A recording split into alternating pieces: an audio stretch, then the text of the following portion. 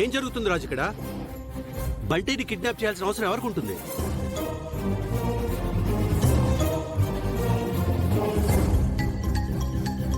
ఆ దీపక్ విజయాంబికలే కిడ్నాప్ చేయించారేమోనని నాకు అనుమానంగా ఉంది. కానీ సరైన ఆధారం లేక చెప్పలేకపోతున్నాం. ఏమో పెద్ద, కానీ రాఘవ లేవడానికి వాళ్ళకి ఏదో సంబంధం ఉన్నట్టుంది పెద్దయ్య. బంటి కావాలంటే ఆ ఇంజెక్షన్ వాళ్ళకి ఇచ్చేయమని అడిగారు. ఇలాంటి ఇంజెక్షన్ కోసం బంటిని కిడ్నాప్ చేస్తారా? వాళ్ళని ఊరికే వదిలిపెట్టకూడదు రాజు. బంటి కిడ్నాప్ జరిగిన ప్లేస్ లో సీసీ కెమెరాస్ అన్ని చెక్ చేయించండి. అలాగే పెద్దయ్య, చెక్ చేస్తాను. వాళ్ళని ఖచ్చితంగా పట్టుకుంటాను. డాక్టర్, ఇంకో ఇంజెక్షన్ ఏమైనా తెప్పించగలరా?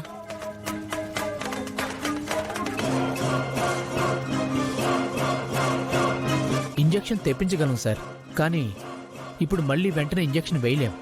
హెవీ డోస్ అవుతుంది.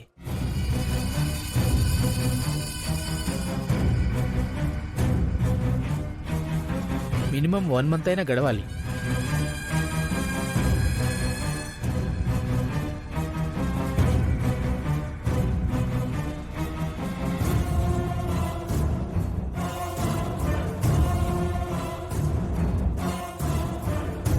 రాఘవని కోమాల నుంచి బయటికి తీసుకురావాలని నువ్వు కోరుకుంటున్నావు. అది చాలు సూర్య. నాకు నువ్వు నన్ను నమ్ముతున్నావనే నమ్మకం కలుగుతుంది నాకు. నేను దుర్మార్గురాల్ని. నేను చేస్తోంది దుశ్చర్యలు.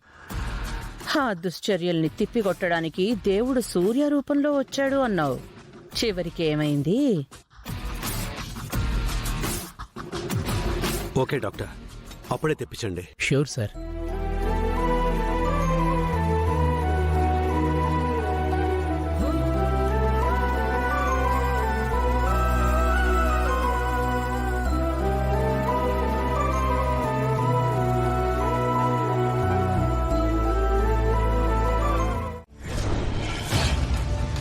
ప్రూఫ్ దొరికే ఛాన్సే లేదు మమ్మీ.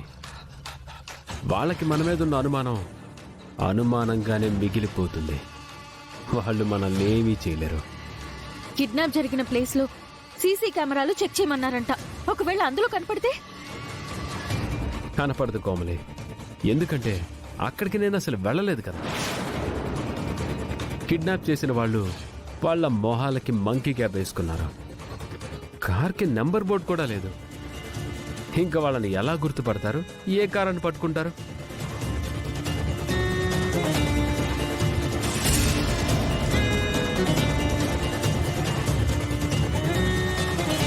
మమ్మీ, నువ్వేంటి మమ్మీ అంత దీర్ఘంగా ఆలోచిస్తున్నావు? వాళ్ళు మనల్ని ఏమీ చేయలేరు మమ్మీ. నేను ఆలోచిస్తోంది వాళ్ళు మనల్ని ఏదోటి చేస్తారని కాదురా దీపక్. రోజు రోజుకు మీ మామయ్యలో వస్తున్న మార్పు గురించి.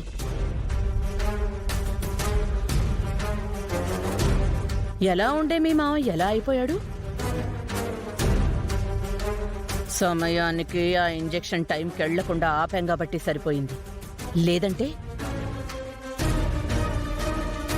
ఆ రాఘవగాడు నిజం చెప్తే మీ మామయ్య ఏం చేసేవాడు అని ఊహించుకుంటేనే భయం వేస్తోంది. ఏంటండి మీరే అంత భయపడుతున్నారంటే నాకింకా భయం వేస్తోంది.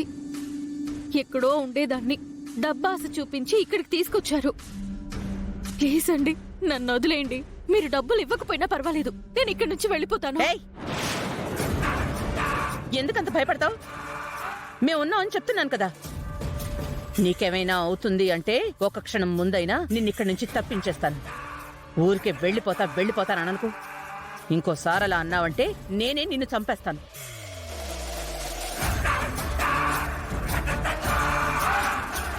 అరే దీపక్, ఇంజెక్షన్కి ఇంకా 4 రోజులు మాత్రమే టైం ఉంది. అంటే మనకున్న టైం కూడా 4 రోజులే. ఈ 4 రోజుల గ్యాప్లోనే మనం అనుకున్నది జరగాలి.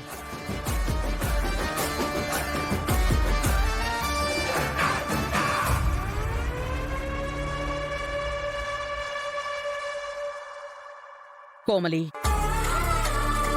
నువ్వేం భయపడకు. ఈరోజు జరిగింది మనకో హెచ్చరిక మాత్రమే. వెంటనే ఆస్తిని ఎలా రాయించుకోవాలో నేను ప్లాన్ చేస్తాను. ఎలాగైనా సరే ఆస్తిని రాయించుకుని అందరినీ ఇంట్లోంచి బయటికి గెంటేస్తాను.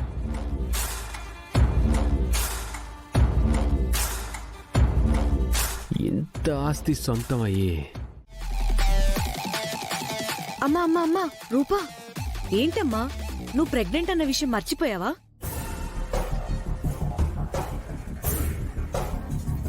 తాబేల్లాగా నెమ్మదిగా దిగాల్సిన నువ్వు జింక పిల్లలాగా దూకుతూ దిగుతున్నావు.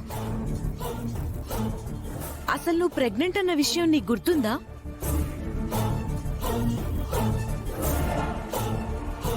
డాక్టర్ ఏం చెప్పారు? చీటికి మాటికి మెట్లు ఎక్కడం దిగడం చేయకూడదని చెప్పారు కదా. అయినా నువ్వు ఏ మాత్రం భయపడకుండా ఇలా చేస్తే ఎలా చెప్పు? బావగారికి తెలిస్తే నిన్ను కాదు నన్నంటారు.